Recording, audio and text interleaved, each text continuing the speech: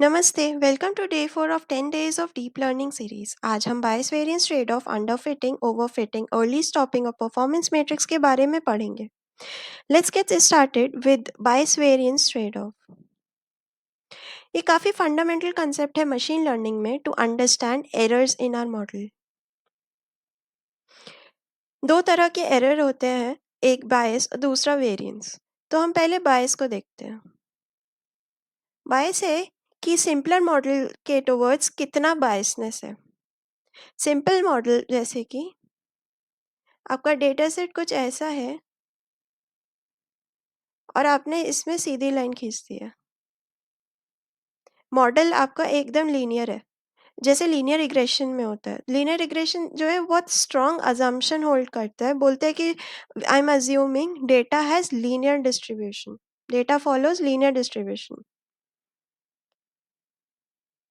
तो बायस, हाई बायस का ये केस है, दिस इज हाई बायस। और ऐसा अगर आपका मॉडल कर रहा है तो इस ये है अंडर फिटिंग का भी केस है। मॉडल फिट ही नहीं कर पा रहा है, ज़्यादा डेटा को अच्छे से लर्न नहीं कर रहा है, उसने बस एक स्ट्रेट लाइन बैठा दिया है। हम अपने एक्चुअल डिस्ट्रीब्यूशन से बहुत दूर है और हमारा जो मॉडल है वो काफ़ी ज़्यादा सिंपल है। ओके, तो दूसरा टाइप ऑफ एरर जो है वो है वेरिएंस।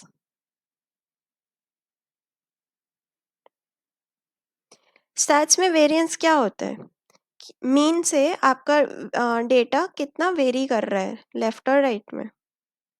मीन वैल्यू से आपका डेटा कितना आगे पीछे है, दैट इज वेरिएंस। इसमें क्या क्या है वेरिएंस? वेरिएंस है कि आप अगर ट्रेनिंग डेटा सेट में सबसेट्स बना लो और हर सबसेट पे परफॉर्मेंस देखो और वो परफॉर्मेंस आप कितना वेरी कर रहे हैं, दैट इज वेरिएंस। तो हाई वेरिएंस का केस कब होगा? जब आपका मॉडल बहुत ज़्यादा कॉम्प्लेक्स हो जाएगा। कॉम्प्लेक्स मतलब वो एक पॉइंट, डेटा पॉइंट पे फिट कर देगा, ऐसा कुछ। हाँ, काफ़ी ज़्यादा कॉम्प्लेक्स मॉडल है ये। इस टाइप के केस को हम ओवरफिटिंग बोलते हैं।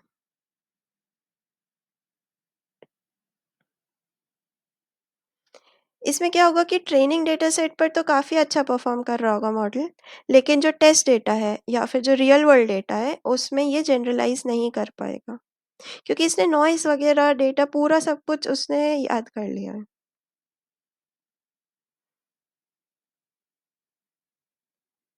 तो हमें ना ही तो इतना सिंपल मॉडल चाहिए और ना ही इतना ज़्यादा कॉम्प्लेक्स मॉडल चाहिए। हमें इन दोनों के बीच में कोई एक मॉडल चाहिए। तो बेसिकली हमें कुछ आइडियल फिट जो है हमारा कुछ ऐसा हो सकता है। ये जो डेटा पॉइंट्स मैंने बनाए, इसमें कुछ इस टाइप का मॉडल अगर है तो ये एक आइडियल फिट है। We want something like this. हमारे बायस वेरिएंस ट्रेड ऑफ में थर्ड टर्म है ट्रेड ऑफ। ट्रेड ऑफ मतलब हम एक राइट बैलेंस लाना चाह रहे हैं between my bias and my variance. एक जो गुड मॉडल होता है उसमें बायस और वेरिएंस दोनों ही लो होते हैं, बट इन प्रैक्टिस हम एक को कम करते हैं तो दूसरा बढ़ जाता है। ये हम एक ग्राफ से देखते हैं।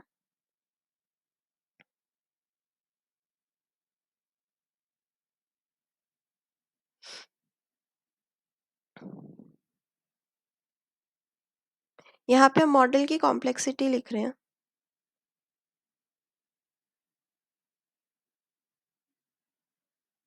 और यहाँ पे हम एरर लिख रहे हैं।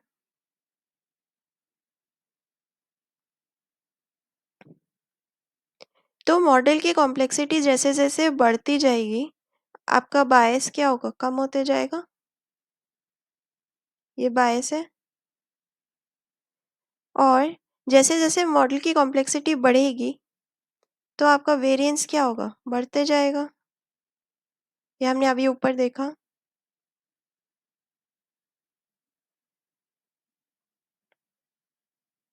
हमें कुछ ये पॉइंट चाहिए, इसको हम स्वीट स्पॉट बोल रहे हैं। And this is the model complexity that we want. This is my sweet spot.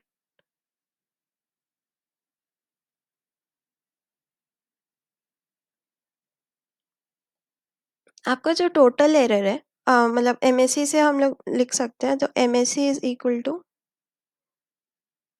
Bias square plus variance और प्लस सम इरेड्यूसिबल एरर।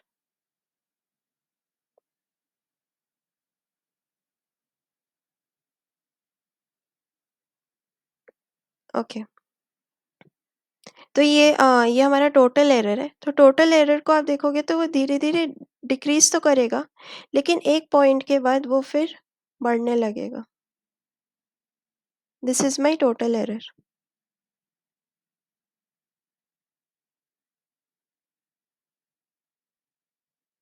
तो we want something like this.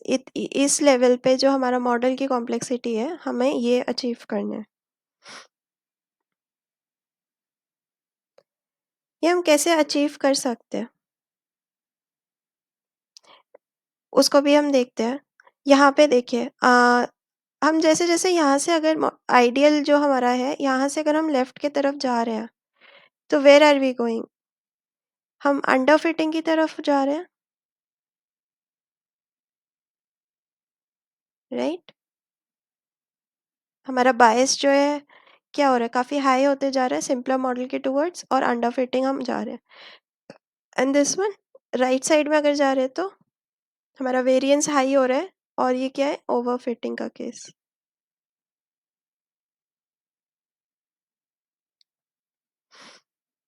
Okay,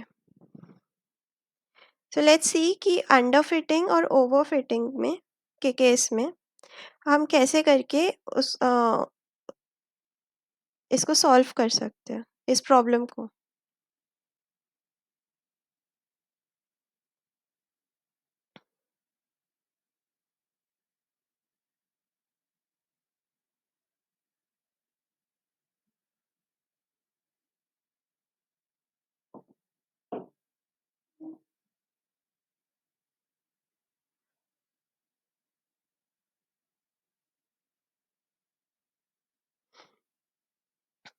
under fitting का case कब आता है? जब आपका बायस जो है हाई होता है। और ओवर फिटिंग कब आ रहा है? जब आपका वेरिएंस हाई हो रहा है, आपकी वैलिडेशन सेट या फिर जो टेस्ट सेट है उसकी परफॉर्मेंस कम है। और इसमें कब होगा? जब आपका ट्रेनिंग सेट में ही परफॉर्मेंस कम है।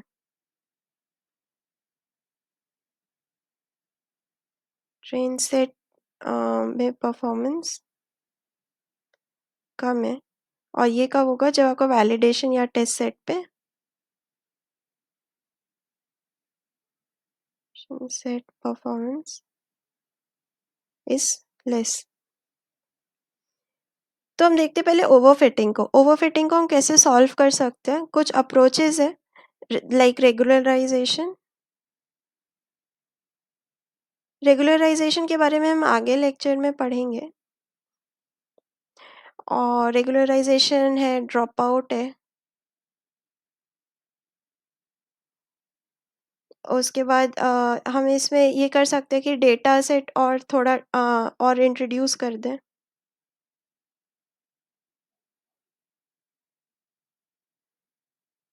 डेटा सेट इंट्रोड्यूस कर सकते हैं, और या फिर हम अर्ली स्टॉपिंग करें। अर्ली स्टॉपिंग मतलब ग्राफ से भी अभी देखेंगे, बट अर्ली स्टॉपिंग इज कि हम उसको ओवरफिटिंग तक पहुंचने ही ना दें। अंडर फिटिंग के लिए हम क्या क्या कर सकते हैं? एक तो है कि हमारा मॉडल अभी तक ज़्यादा अच्छे से ट्रेन नहीं हुआ है, तो उसको और ट्रेन करना है। या फिर हम मॉडल की कॉम्प्लेक्सिटी को बढ़ा सकते हैं। कॉम्प्लेक्सिटी को बढ़ा सकते हैं, राइट? जैसे हम अगर लीनियर रिग्रेशन ले रहे थे, तो लीनियर ना लेकर हम उसमें एक्स स्क्वायर, एक्स क्यूब ऐसे वाले टर्म्स भी ले लें। तो let's see what is early stopping.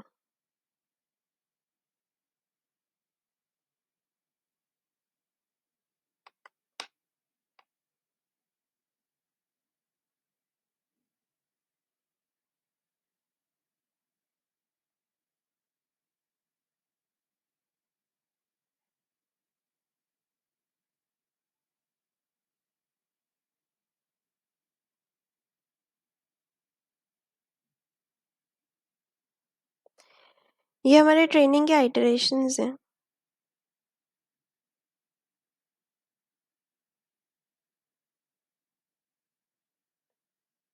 और यहाँ पे हम लॉस कैलकुलेट कर रहे हैं।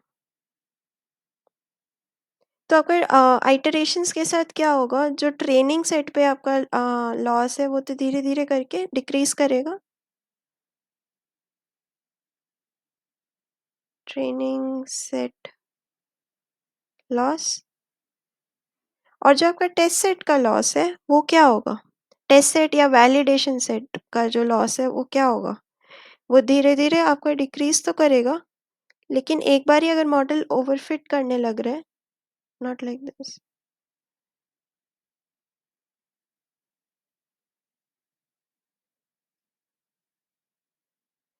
एक बार मॉडल ओवरफिट करने की तरफ जा रहा है तो उसका टेस्ट सेट का लॉस या वैलिडेशन सेट का जो लॉस है वो आपका बढ़ने लग जाएगा। तो उसका कर्व कुछ ऐसा होगा। हमें कुछ यहाँ पे चाहिए, इतने नंबर ऑफ आइटरेशंस में हमें रोक देना है, क्योंकि अगर इधर नहीं रोकेंगे, इससे आगे चले जाएंगे तो हमारा ओवरफिटिंग के टुवर्ड्स हम जा रहे हैं।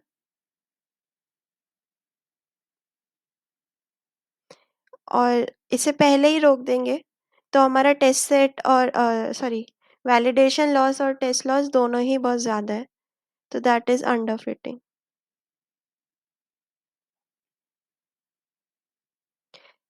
तो आप जो आइटरेशंस हैं वो एकदम ट्रेनिंग लॉस ज़ीरो तक ना ले जाओ, यहाँ पे बीच में स्टॉप कर देना, early stopping, that is early stopping. तो उससे हम ओवरफिटिंग को प्रिवेंट कर रहे हैं। Got it?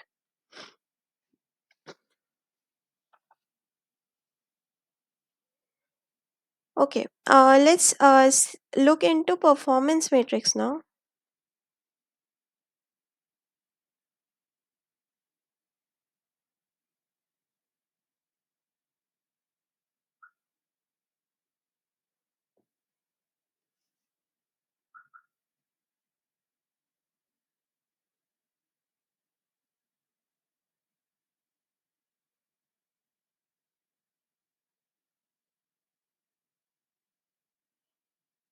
हमारा मॉडल कैसा परफॉर्म कर रहा है उसको हम मेजर करते हैं। तो उसके लिए बहुत सारे हमारे पास मेथड्स हैं। पहला हम देख रहे हैं कन्फ्यूजन मैट्रिक्स।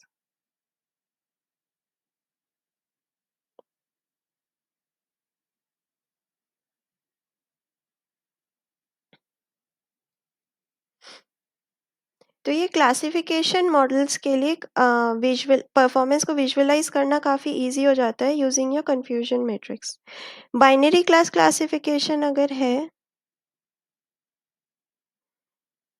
तो उसके लिए कन्फ्यूजन मैट्रिक्स कुछ ऐसा दिखता है। यहाँ पे आपका एक्चुअल वैल्यूज एज इन कि जो आपका y है, एक्चुअल y क्या है, 0 है कि 1, और जो मॉडल ने प्रिडिक्ट करा उसको हम कॉलम में लिख लेंगे 0 एंड 1। मॉडल ने 0 प्रिडिक्ट किया कि मॉडल ने 1 प्रिडिक्ट करा। और इतने कितने सैंपल्स में 0 को 0 बोला, 0 को 1 बोला, नंबर ऑफ सैंपल्स यहाँ पे आप लिखते हो। तो अभी एक चीज़ पढ़ते हैं। तो इसके अंदर हम जो लिखेंगे वो कुछ ऐसा होगा, या तो हम टी एफ लिखेंगे और सेकंड पोजीशन में हम लोग लिखेंगे या तो पी या फिर एन। इसका मतलब समझाते हैं। पी मतलब मॉडल ने पॉजिटिव प्रिडिक्ट करा और एन मतलब मॉडल ने नेगेटिव प्रिडिक्ट करा। टी मतलब मॉडल ने सही प्रिडिक्ट करा, ट्रू, एंड एफ मतलब मॉडल ने गलत प्रिडिक्ट करा, false. Example F P, this is model ने क्या प्रिडिक्ट करा, क्या प्रिडिक्ट करा। तो इसका आंसर क्या है, मॉडल ने पॉजिटिव प्रिडिक्ट करा है, पी। एफ मतलब फॉल्स, या फिर मतलब कि क्या मॉडल ने सही प्रिडिक्ट करा है क्या।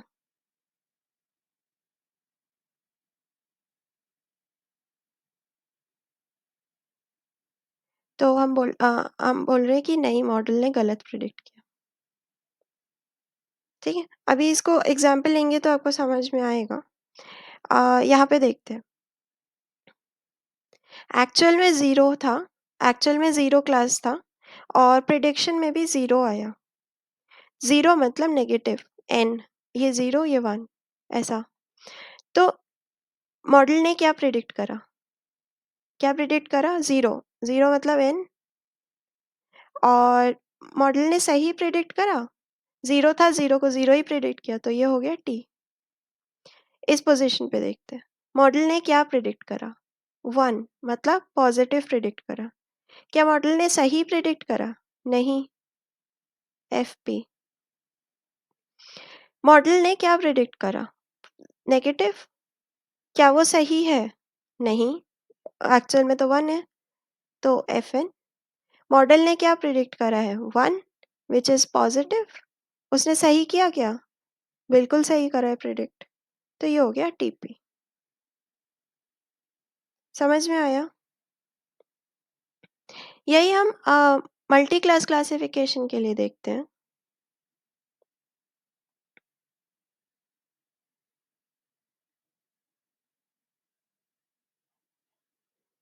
इसको हम एग्जाम्पल से देखेंगे।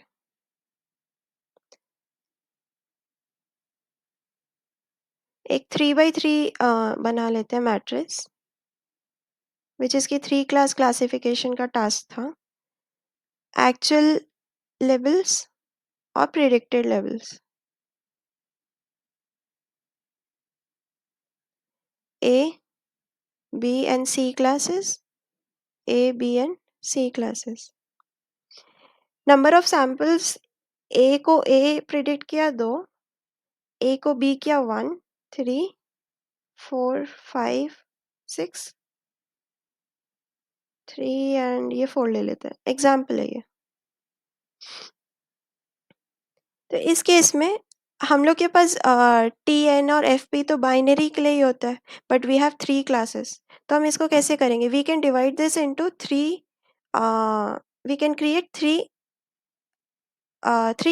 Shorter binary confusion matrix, as in हर क्लास के लिए एक एक बनाएंगे। ये हो गया क्लास ए के लिए अगर बना रहे तो A and not a, not a मतलब बी एंड सी, ए और बी एंड सी। ये हो गया क्लास ए के लिए। अब पहले क्लास ए के लिए बना लेते हैं। तो actual was A and model predicted A, ऐसे कितने इंस्टेंसेस हैं, two. Actual was A but model has predicted B या फिर सी, तो ये कितना है, three plus one four.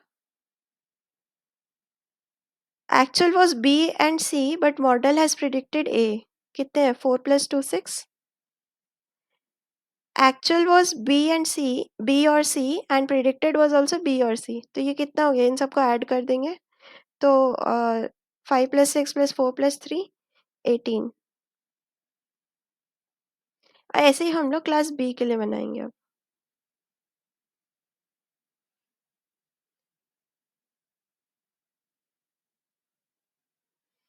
Class B के लिए बी होगा और नॉट बी मतलब A C and A comma C. B actual है, मॉडल ने भी बी प्रिडिक्ट करा, इसका कितना है 5। एक्चुअल में बी है लेकिन मॉडल ने ए या फिर सी प्रिडिक्ट कर दिया, 4 + 6 10। एक्चुअल में ए या सी था लेकिन मॉडल ने बी को प्रिडिक्ट किया, तो which is what 3 + 1 4। And actual में ए सी था और मॉडल ने भी ए या सी प्रिडिक्ट किया, कितना हो गया 4 corners add 2 2 4 4 4 8 8 3 11। Similarly for class 3,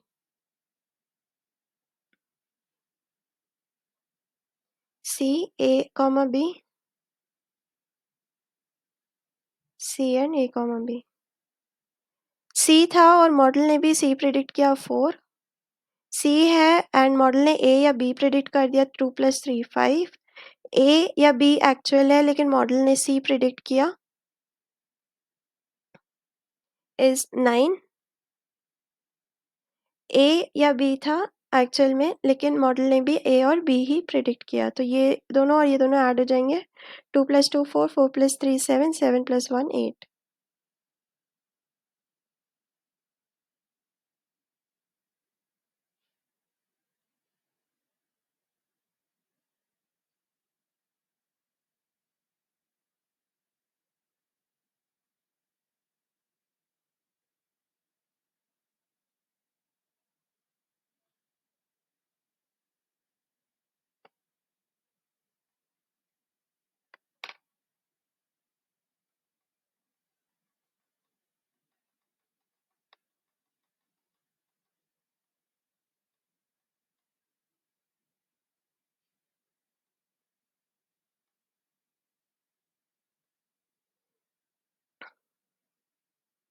class C,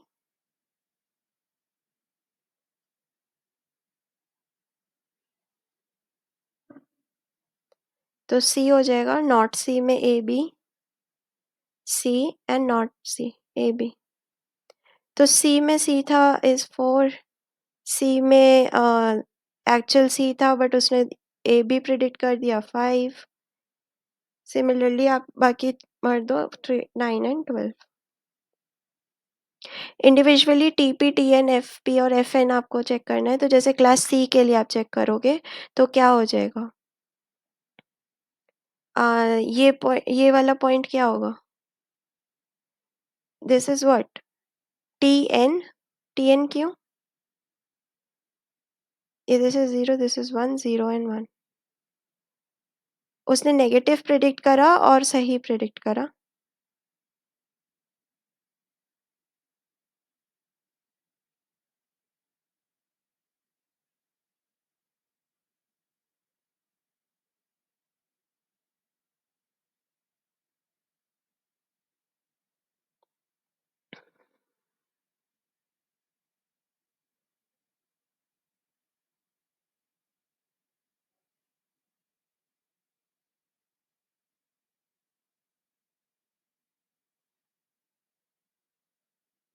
class C,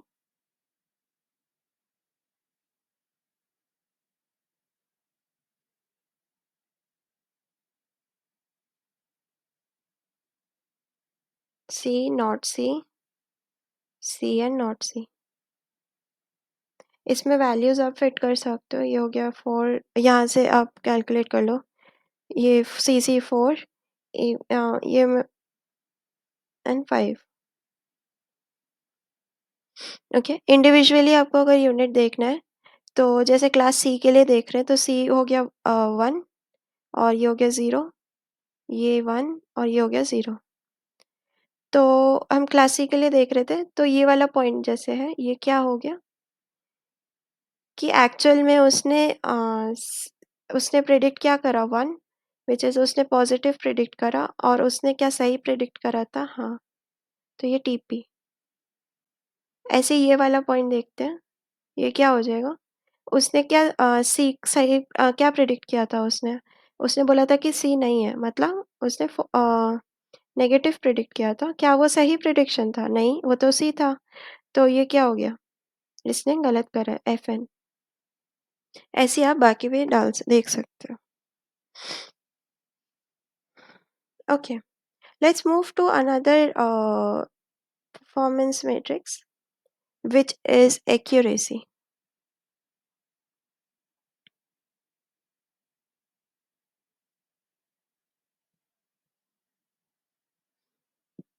accuracy का फॉर्मूला होता है TP plus TN upon total. TP plus TN plus FP plus FN। Accuracy मतलब how many correct predictions are there over all the samples. सारे samples में कितने correct predictions हैं, true, कितना उसने सही प्रिडिक्ट करा है मॉडल ने। बट अगर आपके पास डेटा सेट अगर कुछ ऐसा है कि इम्बैलेंस्ड डेटा सेट है, इम्बैलेंस्ड डेटा सेट मतलब सपोज 99 पॉइंट्स जो थे आपके वो क्लास वन को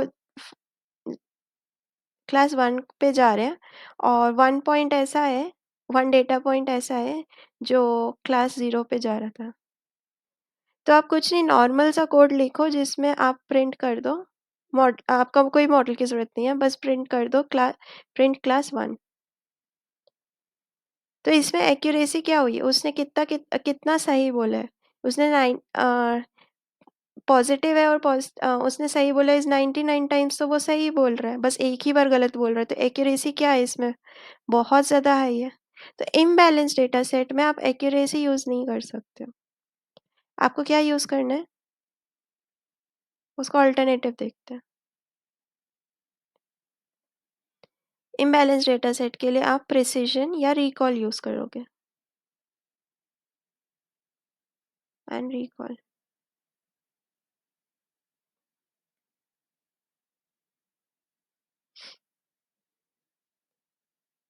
दोनों का फॉर्मूला देखते हैं। तो प्रिसिजन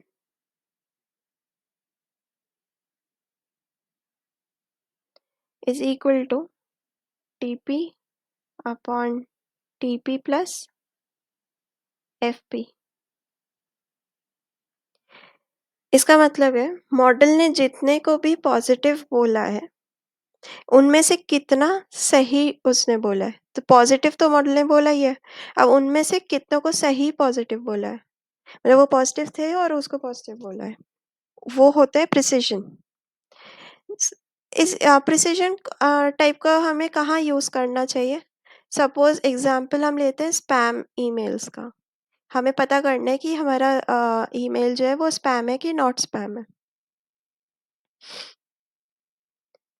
अब इस केस में हम क्या चाहते हैं कि हमारी जो इम्पोर्टेंट ईमेल है कोई, वो हमारी स्पैम में नहीं जानी चाहिए। इम्पोर्टेंट ईमेल ही स्पैम में जाने लगी तो हमारा एप्लीकेशन ख़राब है। इस केस में हमें क्या चाहिए, इसका मतलब क्या हुआ कि हमें फॉल्स पॉजिटिव, उसने बोला कि वो स्पैम है, ये उसने गलत बोल दिया और उसने मतलब उसने इम्पोर्टेंट ईमेल को स्पैम बोल के स्पैम फ़ोल्डर में घुसा दिया। ये हमें नहीं चाहिए, एफपी हमें बहुत कम चाहिए। कम चाहिए मतलब कम करना है हमें। तो इन केसेस में हम प्रिसिजन यूज़ करेंगे। अब हम रिकॉल देखते हैं। रिकॉल का फॉर्मूला होता है TP upon TP plus FN। मतलब जितने पॉजिटिव सैंपल्स एक्चुअल में हैं उनमें से कितनों को सही प्रिडिक्ट किया। ओके, तो ये इस टाइप का हम कहाँ यूज़ कर सकते हैं, किस टाइप के केसेस में, जैसे डिजीज़ है, डिजीज़ को ही प्रिडिक्ट करना है हमें कि ये डिजीज़ है या ये डिजीज़ नहीं है। इस टाइप के केस में जितनों को भी डिजीज़ है उनको पकड़ना हमारे लिए ज़्यादा इम्पोर्टेंट है। ऐसे में हम फॉल्स नेगेटिव एफर्ट नहीं कर सकते। फॉल्स नेगेटिव मतलब उसने बोला कि डिजीज़ नहीं है, लेकिन उसने गलत बोला, मतलब उसको डिजीज़ था और उसको बोला कि डिजीज़ नहीं है। दिस इज़ रॉन्ग, ये चीज़ हमें नहीं चाहिए, तो FN हमें डिक्रीज़ करना है। ऐसे केसेस में हमें रिकॉल यूज़ करना है। कुछ केसेस ऐसे होते हैं जब हमें प्रिसिजन और रिकॉल दोनों ही हमारे लिए इम्पोर्टेंट है। ऐसे केसेस में हम एफ स्कोर यूज़ करेंगे। एफ स्कोर का फॉर्मूला है 1 plus beta precision into recall divided by beta square into precision plus recall. इसमें अगर आप बीटा 1 ले लेते हो तो आपका F1 स्कोर आ जाता है, हार्मोनिक मीन। ये है बीटा 1 रख दोगे तो 2 PR, दिस प्रिसिजन रिकॉल को शॉर्ट में लिख रही हूँ मैं, upon precision plus recall. Okay,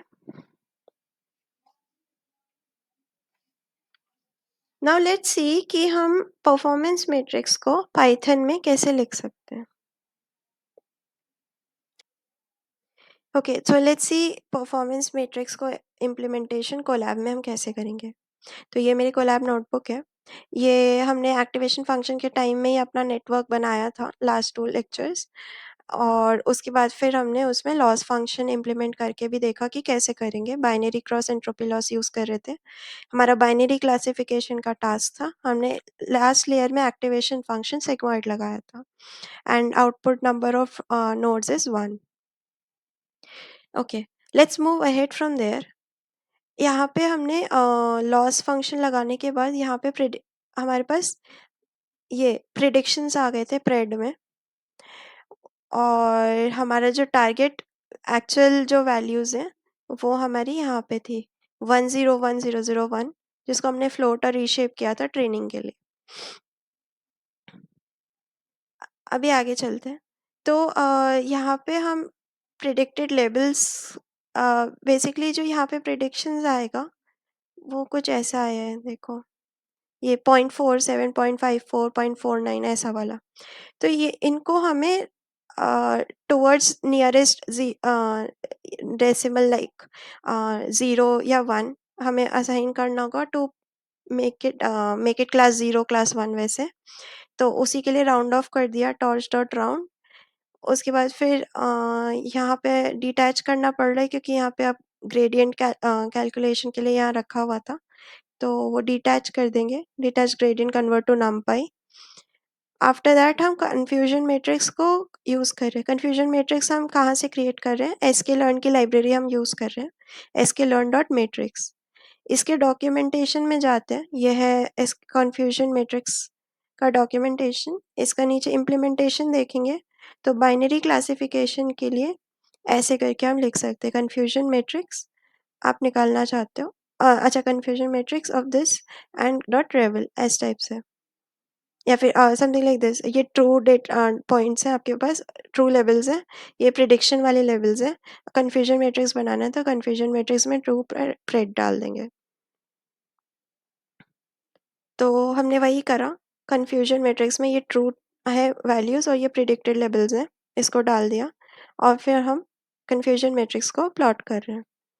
तो यहाँ प्लॉट कर रहे हैं तो 0 3 2 1, क्योंकि अभी हमने मॉडल को ट्रेन ही नहीं करा, तो आप देख सकते हो कि ज़्यादा अच्छा ऐसे हमारे पास रिजल्ट नहीं आया है। इवन ये ये आपका यहाँ पे डॉट रेवल करके TN FP FN TP ये सब आ गया था, जिसमें ये देखो ट्रू पॉजिटिव 1 है, ट्रू नेगेटिव केसेस आए ही नहीं कोई, फॉल्स ही ज़्यादा थे, मेनली वो सही प्रिडिक्ट नहीं कर पाया। और वैल्यूज़ भी आप देखो तो 0.5 के आसपास ही प्रिडिक्शन है, तो बहुत अच्छे प्रिडिक्शन भी नहीं है क्योंकि हमने अभी ट्रेनिंग करा ही नहीं है। बस एक ही राउंड में इनिशियल स्टेज में ही हमने फॉरवर्ड पास करके देख रहे हैं कि कैसे हम चीज़ों को कोड में यूज़ कर सकते हैं। अभी हमने ट्रेनिंग नहीं करा है। ओके, तो फाइनली यहाँ पे हम एक्यूरेसी प्रिंट करा रहे हैं। ये है एक्यूरेसी का फॉर्मूला, से भी आप प्रिंट कर सकते हो या फिर आप यहाँ से भी प्रिंट कर सकते हो। तो एक्यूरेसी मेरा कितना आ रहा है 0.16 which is really very bad, like 16% accuracy है मॉडल की। एंड यस, हम ट्रेन करेंगे तो ऑब्वियसली ये बेटर हो जाएगा, which we'll learn in the upcoming lectures कि हम कैसे लॉस को बैक प्रोपगेट करेंगे, ग्रेडियंट डिसेंट लगा के कैसे हम लॉस को अपडेट करते हैं एंड कैसे मॉडल ट्रेन होता है। So that's it for this lecture. But I do want you to try for multi-class confusion matrix as well. आप कमेंट में बताइए कि आपने कैसे इम्प्लीमेंट करा उसको, और आपको मेरा कंटेंट अच्छा लगा तो प्लीज़ लाइक शेयर और सब्सक्राइब करें ताकि ये नॉलेज और लोगों तक भी पहुंच सके। अपने डाउट्स वगैरह ज़रूर कमेंट करिएगा। धन्यवाद।